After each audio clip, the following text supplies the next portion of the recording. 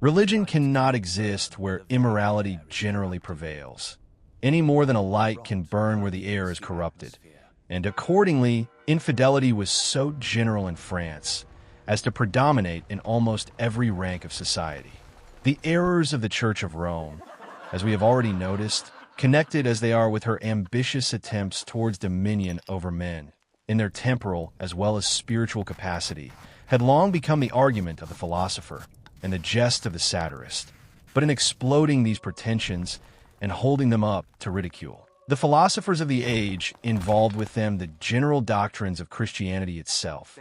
Nay, some went so far as not only to deny inspiration, but to extinguish by their sophistry the lights of natural religion, implanted in our bosoms as a part of our birthright. Like the disorderly rabble of the time of the Reformation, but with infinitely deeper guilt, they not only pulled down the symbols of idolatry, which ignorance or priestcraft had introduced into the Christian church, but sacrilegiously defaced and desecrated the altar itself. This work the philosophers, as they termed themselves, carried on with such an unlimited and eager zeal, as plainly to show that infidelity, as well as divinity, hath its fanaticism, an envenomed fury against religion and all its doctrines, a promptitude to avail themselves of every circumstance by which Christianity could be misrepresented, an ingenuity in mixing up their opinions and works, which seemed the least fitting to involve such discussions. Above all, a pertinacity in slandering, ridiculing, and vilifying all who venture to oppose their principles, distinguished the correspondence in this celebrated conspiracy against a religion, which, however it may be defaced by human inventions, breathes only that peace on earth and good will to the children of men, which was proclaimed by heaven at its divine origin. If these prejudiced and envenomed opponents had possessed half the desire of truth or half the benevolence towards mankind, which were eternally on their lips, they would have formed the true estimate of the spirit of Christianity, not from the use which had been made of the mere name by ambitious priests or enthusiastic fools, but by its vital effects upon mankind at large. They would have seen that under its influence 1,000 brutal and sanguinary superstitions had died away, that polygamy had been abolished, and with polygamy all the obstacles which it offers to domestic happiness, as well as to the due education of youth and the natural and gradual civilization of society. They must then have owned that slavery, which they regarded, or affected to regard, with such horror, had first been gradually ameliorated, and finally abolished by the influence of the Christian doctrines, that there was no one virtue teaching to elevate mankind or benefit society, which was not enjoined by the precepts they endeavored to misrepresent and weaken. No one vice by which humanity is degraded and society endangered, upon which Christianity hath not imposed a solemn anathema. They might also, in their capacity of philosophers, have considered the peculiar aptitude of the Christian religion, not only to all ranks and conditions of mankind, but to all climates and to all stages of society. Nor ought it to have escaped them that the system contains within itself a key to those difficulties, doubts, and mysteries by which the human mind is agitated, so soon as it is raised beyond the mere objects which interest the senses. Milton has made the maze of metaphysics and the bewildering state of mind which they engender a part of the employment and perhaps of the punishment of the lower regions. Christianity alone offers a clue to this labyrinth, a solution to these melancholy and discouraging doubts. And however its doctrines may be hard to unaided flesh and blood, yet explaining as they do the system of the universe, which without them is so incomprehensible, and through their practical influence rendering men in all ages more worthy to act their part in the general plan, it seems wonderful how those whose professed pursuit was wisdom should have looked on religion not alone with that indifference, which was the only feeling evinced by the heathen philosophers towards the gross mythology of their time, but with hatred, malice, and all uncharitableness. One would rather have expected that, after such a review, men professing the real spirit which searches after truth and wisdom, if unhappily they were still unable to persuade themselves that a religion so worthy of the deity if such an expression may be used, had emanated directly from revelation, might have had the modesty to lay their finger on their lip and distrust their own judgment, instead of disturbing the faith of others, or, if confirmed in their incredulity, might have taken the leisure to compute at least what was to be gained by rooting up a tree which bore such goodly fruits, without having the means of replacing it by aught which could produce the same advantage to the commonwealth. Unhappily blinded by an overwhelming self-conceit and heated by the intense ardor of controversy, these philosophers gratified their own literary pride by forming a prestigious league that eventually included even kings and princes among its ranks. They expanded their influence by expertly flattering the vanity of some while stimulating the greed and cupidity of others, until the most distinguished intellects of France were allied in a veritable anti-crusade against Christianity and, indeed, against religious principles of every kind. The manner in which they succeeded is a fact too universally known to require elaboration. Yet, when one considers that these men of letters, who ultimately succeeded in degrading the moral fabric and destroying the religion of so many French citizens, first gained their public stature and estimation through the patronage of the very higher orders they sought to undermine, it is impossible not to recall the image of the Israelitish champion, Samson. Like him, having been brought into the house of Dagon to provide sport for the festive assembly, they ended their performance by pulling the entire structure down upon the heads of the guests, as well as upon their own. We do not intend to accuse the entire French nation of being infirm in religious faith or relaxed in their morals, nor do we assert that the revolution which erupted in that country owed its origins exclusively to the license and infidelity that were all too prevalent there. For the necessity of a significant change in the principles of the ancient French monarchy actually stemmed from the long-standing usurpations of preceding kings over the liberties of the subject, and the specific opportunity to effect this change was provided by the weakness and acute pecuniary distresses of the government of that time. These political and financial causes would have existed even if the French court and her higher orders had retained the simple, virtuous manners of Sparta, combined with the strong and pure faith of the primitive Christians. But the vital difference lies in the fact that a simple, virtuous, and religious people would have remained content with only such changes and alterations in their constitution as were necessary to remove the specific evils of which they had just and pressing reason to complain. Such a people would have endeavored to redress the obvious and practical errors in the body politic without allowing themselves to be driven into extremes by a love for realizing visionary theories, by the vanity of enforcing their own specific philosophical or political doctrines, or by the selfish arguments of demagogues who, seeing a prospect of bettering their own situations through wealth or finding scope for their ambition,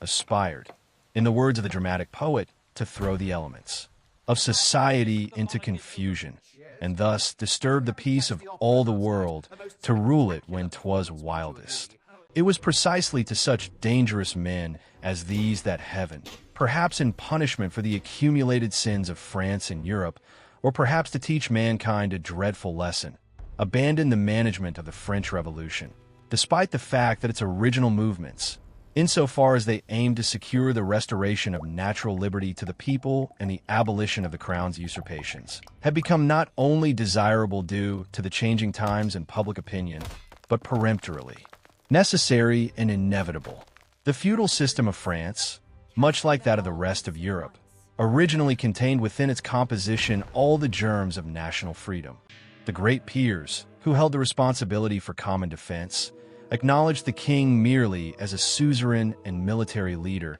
and attended his courts as a supreme judge, yet recognized no despotic authority in the crown and were quick to defend against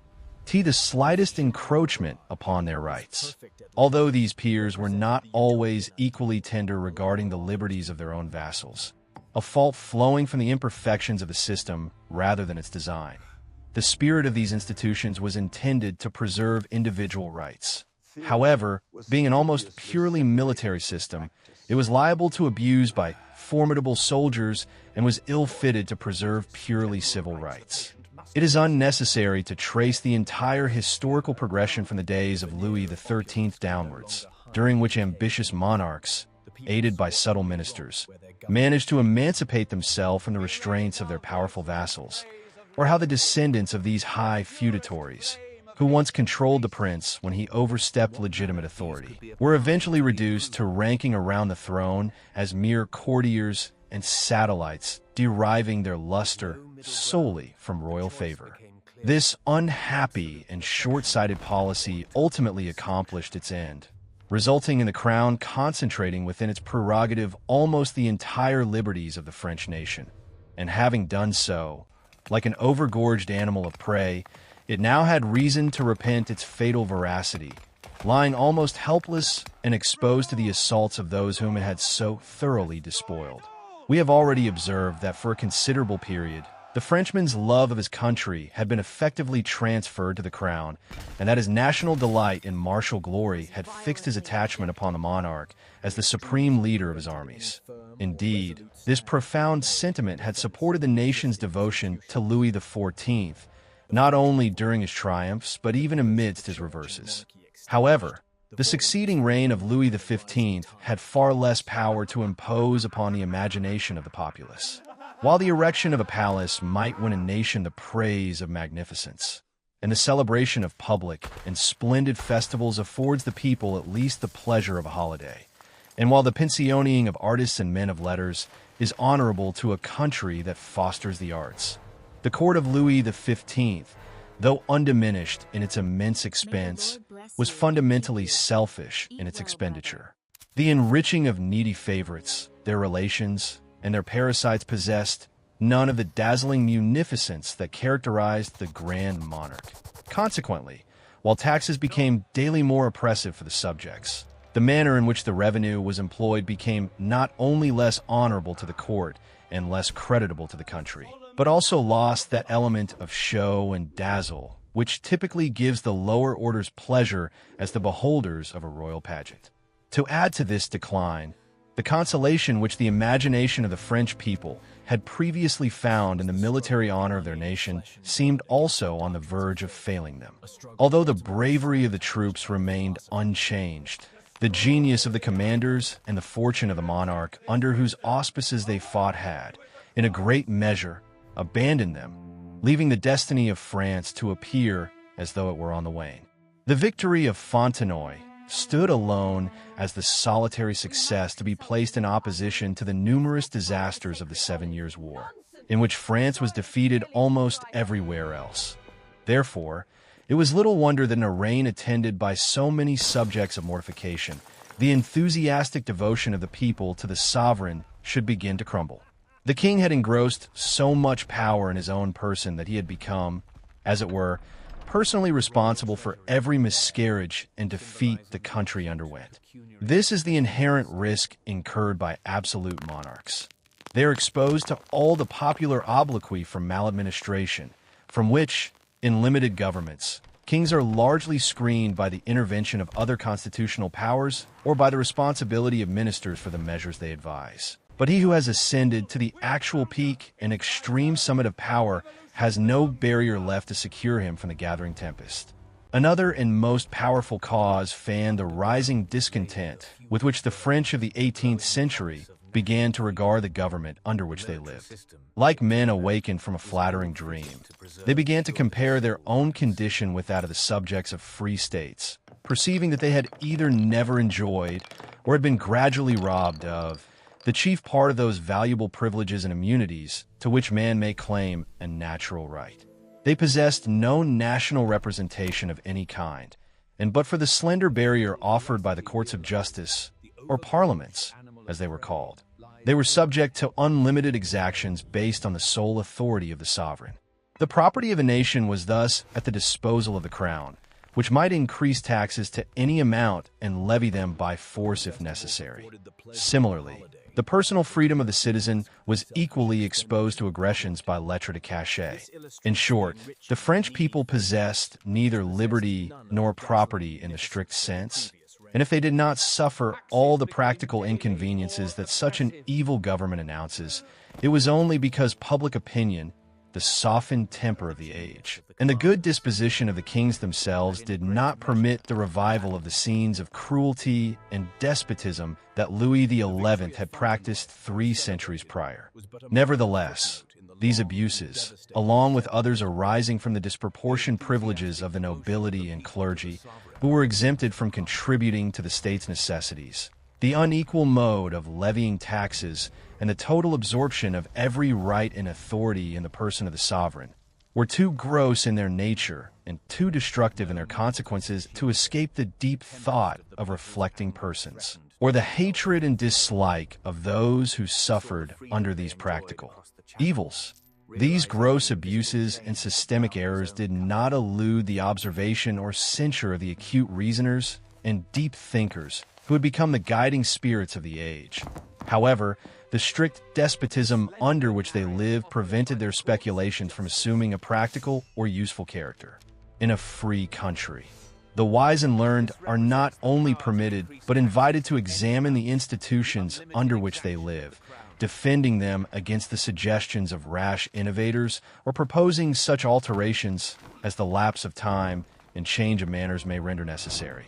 thus directing their disquisitions beneficially toward the repair of the existing government rather than its demolition. But in France, where no opportunity was permitted for free discussion on politics or religion, an essay showing by what means the monarchy might be brought into union with the wishes of the people would have merely procured for its author a place in the Bastille. And yet, subsequent events have demonstrated that a system which might have introduced prudently and gradually the spirit of liberty, originally inherent in every feudal monarchy, into the decayed frame of the French government would have been the most valuable gift political wisdom could have rendered. The bonds which pressed so heavily on the subject might thus have been slackened by degrees and at length totally removed, avoiding the perilous expedient of casting them all loose at once. But the philosophers, who certainly possessed sufficient talent for the purpose, were forbidden to apply the original principles of government to the actual state of France, or to propose specific modes by which usurpations might be restrained and abuses corrected. Instead, an author was left at liberty to speculate only upon general doctrines, imagining Utopia or Atlantis and arguing abstract rights, but was on no account permitted to render his lucubrations practically useful by adapting them to French municipal regulations. The political sage was thus placed in the absurd condition of a physician required to prescribe for the favorite sultana of a jealous despot without ever seeing his patient or obtaining accurate knowledge of her malady. In this manner, theory was studiously separated from practice, and even the eloquent Montesquieu, while explaining the general rights of people, was forced to lay before the patient a general medical treatise rather than a specific prescription applying to his country's peculiar habits and distemper. In consequence of these unhappy restrictions upon open and manly political discussion, the French government in its actual state was never represented as capable of either improvement or regeneration. And while general and abstract doctrines of original freedom were everywhere the subject of eulogy, it was never considered for a moment in what manner these new and liberal principles could be applied to the improvement of the existing system. The natural and inevitable conclusion was that the monarchical government in France was either perfection in itself, consequently standing in need of no reformation, or that it was so utterly inconsistent with the liberties of the people as to be susceptible of none, since no one was hardy enough to claim for it the character of perfection, least of all those who presided in its councils, and seemed to acknowledge the imperfection of the system by the very act of prohibiting all discussion on the subject. It followed as a reasonable inference that to obtain the advantages held forth by the new elementary doctrines, a total abolition of the existing government to its very foundation was an indispensable preliminary. There is little doubt that this extreme opinion prevailed so generally at the time of the Revolution as to prevent any firm or resolute stand being made in defense of even those actual institutions of France which might otherwise have been successfully amalgamated with the proposed reforms. And with the sound of the blade, 11 centuries of Bourbon rule came to an abrupt end. In a landscape where any practical discourse regarding the Constitution of France was studiously avoided in works purporting to address civil rights, treated as a topic either beyond or beneath the scope of philosophical inquiry, the Constitution of England emerged as a focal point of admiration. With its intricate system of counterpoises and checks, its fundamental principle of equal rights, the robust security it provided for personal liberty and private property, and the unrestricted freedom of discussion on all matters, it naturally became the subject of high praise among those seeking to awaken their countrymen to the virtues of national freedom. The era had long since vanished when, as in the time of Louis XIV, the French viewed English institutions with disdain, deeming them suitable only for a nation of merchants and shopkeepers, while considering them unworthy of a warrior people whose honor lay in subordination to nobles and the king. That antiquated prejudice had completely dissipated, replaced by a sentiment of admiration, tinged with envy, for the noble system of masculine freedom that had been solidified by the tireless efforts of countless patriots across many generations. A dramatic shift appeared to occur in the general sentiment towards their neighbors, as France, the nation that had for so long dictated the trends of fashion to all of Europe, now seemed inclined to adopt the simpler forms and styles of her ancient rival. This spirit of imitation extended to the very brink of absurdity. Not only did Frenchmen of high status don a round hat and frock coat, attire that blatantly defied traditional court etiquette,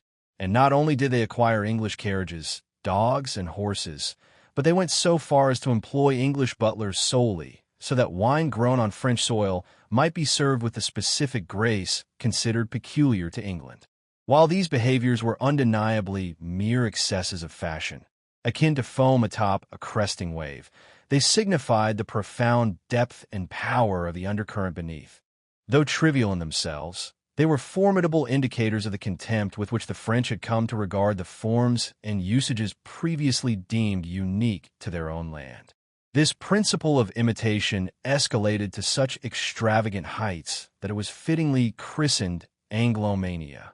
While the young French gallants were competitively engaged in this mimicry of English fashions, voluntarily abandoning the external insignias of rank that had always commanded respect from the common people, men of profound thought and reflection dedicated themselves to a deeper pursuit. They were occupied with analyzing the fundamental principles of the British government, the very foundations upon which the national character had been sculpted. It was this political structure that they believed provided Britain with the resilience to recover from numerous adversities and the capacity to maintain a level of influence among the kingdoms of Europe that was vastly disproportionate to her relatively small population and geographical extent. To finalize the conquest of English political opinions over those of native French origin, even within France itself, the consequences of the American War of Independence played a decisive role. Those patriotic Frenchmen who previously disdained borrowing sentiments of political liberty directly from England could now derive those same principles from a nation with which France had no rivalry, and in whom they recognized the enemy of their own natural foe, the British Empire. The profound sympathy that the French public manifested for the success of the American insurgents, though diametrically opposed to the true interests of their own monarchy and perhaps the nation at large, was fueled by a complex mixture of ingredients affecting all social ranks, making it too potent to be silenced by cold calculations of political prudence. The nobility, who were always hungry for martial distinction, were generally eager for war, and many of them, having been educated by the ideas of the celebrated encyclopedia, were doubly delighted to lend their swords to a cause explicitly defined by freedom. Simultaneously, French statesmen imagined that they saw in the potential victory of the American rebels the total collapse of the British Empire, or at least a significant humiliation that would knock England down from the pinnacle of dignity she had secured at the Peace of 1763. Consequently, they eagerly urged Louis XVI to seize this long-sought opportunity to humble such a formidable rival. Within courtly circles, and particularly in the entourage of Marie Antoinette, the American deputation managed, through skill or good fortune, to achieve immense popularity by mingling with the aristocracy while displaying manners and sentiments entirely opposite to those of traditional courtiers. Amidst the extreme refinement of dress and speech at Versailles, they exhibited a republican simplicity that was rendered fascinating by the contrast, as well as by the diplomatic and social talents evinced by Benjamin Franklin and Silas Deane. Driven by these converging forces, a despotic government, ruling over subjects already thoroughly imbued with opinions hostile to its constitution in both church and state, and possessing a revenue bordering on bankruptcy, was thrust as if by fatality into a conflict conducted upon principles most adverse to its own survival. King Louis XVI stood almost alone in his opposition to this great political error, whether he was dreading the expense of a ruinous war, alarmed by the spread of democratic principles, or simply desirous of maintaining good faith with England. He believed that there ought to be a stronger moral motive for war than the mere opportunity to wage it successfully. This was not the only occasion where the king, proving wiser than his counselors, nevertheless surrendered his own opinions, founded on unbiased morality and unpretending common sense, to their urgent pressure. A sound judgment and a strong moral sense were the principal attributes of this excellent prince, and it would have been fortunate had these qualities been mingled with greater self-confidence and a deeper distrust of those around him. However, other counsels prevailed over the private objections of Louis. The war was commenced, successfully carried on, and victoriously concluded. The French auxiliaries brought with them to America minds that were apt to receive, if not already imbued with, the principles of freedom for which the colonies had taken up arms against their mother country, and it is no wonder that they returned to France strongly prepossessed in favor of a cause for which they had encountered great danger, and in which they had reaped significant honor. The inferior officers of the French auxiliary army, who were chiefly men of birth, according to the existing rules of the service, belonged mostly to the class of country nobles who were far from satisfied with a system that rendered their promotion difficult in the only profession their prejudices permitted them to enter. Meanwhile, the proportion of plebeians who had intruded themselves into military ranks by connivance looked eagerly toward some change that would open a free career to their courage and ambition, and they were rightfully discontented with recent regulations calculated to make their rise in the army even more difficult than before. United in these sentiments were the non-commissioned officers and the common soldiery, all of whom,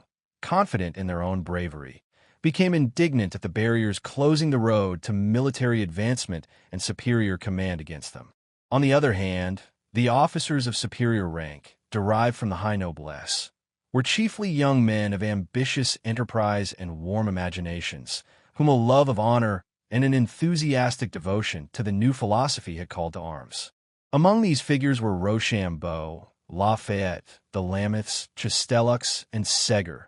men of exalted rank but of equally exalted feelings for the popular cause, who readily forgot in their enthusiasm that their own social standing was endangered by the progress of popular opinions, or who, if they did remember, sacrificed their selfish immunities with the generous disinterestedness of youth. The return of the French army from America thus introduced a strong body of auxiliaries to the popular and now prevalent opinions, and the French love of military glory, which had so long served as the safeguard of the throne, became intimately identified with that distinguished portion of the army which had lately been engaged in defending the rights of the people against an established government. Their laurels were fresh and green, whereas those obtained in the cause of the monarchy were ancient and tarnished by the reverses of the 7 Years' War. The reception of the returning soldiery was enthusiastic, and it soon became evident that when the struggle between the existing monarchy and its adversaries commenced, the latter would have the support of that distinguished part of the army which had recovered the military character of France. It was from these ranks that the Revolution derived many of its most formidable champions, and it was their example that detached a great proportion of French soldiers from their natural allegiance to the sovereign, an allegiance expressed for ages in the cry of Vive le Roi, which would eventually be revived, though with an altered object, as Vive l'Empereur. It remains only to notice the other proximate cause of the Revolution, which is so intimately connected with its rise and progress that it cannot be separated from this brief review of the movements to which it gave the first decisive impulse. We have previously drawn a comparison between the French monarchy and an ancient edifice, which, despite being decayed by the ravages of time, might have remained standing for a long period simply through the adhesion of its various parts, provided it was not struck by a sudden and unexpected shock that would complete the ruin prepared by centuries of neglect. Alternatively, if we view its materials as having become dry and combustible, they might still have waited long for the spark destined to ignite a general conflagration. In this manner, the monarchical government of France, despite the fundamental unsoundness of its structure, might have continued to stand unconsumed, and perhaps, with timely and judicious repairs, might even have remained entire to this day, had the financial condition of the kingdom allowed the monarch to temporize with existing discontents and the spread of new opinions. However, this would have required the ability to manage without increasing the taxes of a people who were already heavily overburdened and who had become acutely aware that these fiscal impositions were unequally levied and often prodigally wasted. A government, much like an individual, may commit many acts of injustice and folly with a certain degree of impunity, provided it possesses sufficient wealth to purchase partisans and silence opposition. History demonstrates that wealthy and frugal monarchs have generally been the most independent of their subjects. Conversely, it is from needy princes, and during times when exchequers are empty, that the people have historically succeeded in obtaining concessions favorable to freedom in exchange for financial supplies. Thus, a period of pecuniary distress in a government, while it exposes the subjects to the risk of oppression, simultaneously presents the crisis during which they stand the best chance of recovering their political rights. It is futile for the constitution of a despotic government to attempt, through its forms, to guard against the dangers of such financial crises by vesting in the sovereign a complete and unbounded right to the property of his subjects. This doctrine, however ample it may appear in theory, cannot be exercised in practice beyond certain limits without provoking either secret conspiracies or open insurrection, violent symptoms of the outraged feelings and exhausted patience of the subject which, in absolute monarchies, serve as a substitute for regular political checks upon the power of the crown. When the limit of human endurance is surpassed, the despot is often forced to propitiate the wrath of an insurgent people with the head of his minister, or else he must tremble for his own. In constitutions that possess a less determinately despotic character than those of the East, there almost always arises some power of check or control, however anomalous, which serves to balance or counteract the arbitrary exactions of the sovereign, offering an alternative to the actual physical resistance of subjects seen in places like Fez or Constantinople. This was precisely the case in France. Although no constitution could have been more absolute in theory than that of France regarding finance for the past 200 years, in practice there existed a power of control within the parliaments, particularly the Parliament of Paris. These bodies, though strictly constituted only for the administration of justice, had either forced themselves or been forced by circumstances into a degree of political power which they exercised to control the crown in the imposition of new taxes. It was universally agreed that royal edicts enforcing new imposts required registration by the parliaments. However, while the crown viewed this registration as a purely ministerial act and a duty of office, the magistrates insisted that they possessed the power to deliberate, remonstrate, and even refuse to register royal edicts. The parliaments exercised this control on various occasions, and because their interference was invariably on behalf of the subject, this anomalous practice was sanctioned by public opinion. In the absence of any other representatives of the people, France naturally looked to these magistrates as the protectors of her rights and the only power capable of offering even a semblance of resistance to the arbitrary increase of state burdens. These functionaries performed their duties with neither carelessness nor cowardice, and as taxes increased while becoming less productive, their opposition became increasingly formidable. Louis XIV had attempted to break their spirit by suppressing their court and banishing members from Paris, but despite this temporary victory, He is said to have predicted that his successor might not emerge from a renewed contest with equal success. Louis XVI, acting with the plain, well-meaning honesty that defined his character, restored the parliaments to their constitutional powers immediately upon his accession to the throne, generously regarding their resistance to his grandfather as a merit rather than an offense. In the meantime, the revenue of the kingdom had fallen into a disastrous condition. The accumulated expenses of unsuccessful wars, the demands of a luxurious court, and the costs of gratifying hungry courtiers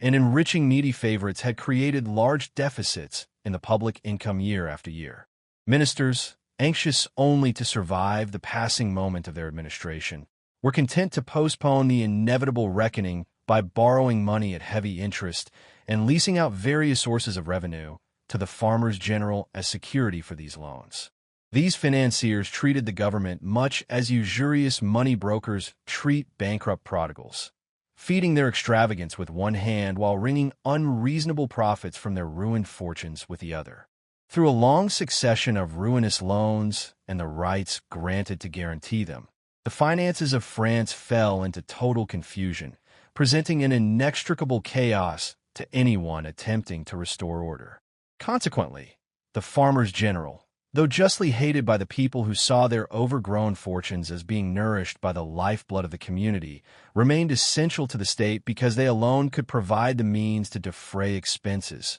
They supported the government, as Mirabeau truthfully remarked, only in the sense that a rope supports a hanged man. Fully sensible of the disastrous state of the public revenue, Louis XVI did everything in his power to devise a remedy. He limited his personal expenses and those of his household with a rigor that approached parsimony, dimming the necessary splendor of the throne. He abolished many pensions, an act that not only offended those deprived of immediate gratification, but also alienated the much larger class of expectants who served the court in the hope of one day receiving similar rewards. Finally, he dismissed a very large proportion of his household troops and bodyguards, providing yet another source of discontent to the nobles from whose families these corps were recruited, and effectively destroying with his own hand a force devotedly attached to the royal person, a force that in the hour of popular fury would have been a barrier of inappreciable value. Thus, it was the tragic misfortune of this well-intentioned prince that his sacrifices, intended to relieve the burdens of the people and supply the wants of the state, served only to weaken his own cause and endanger his safety.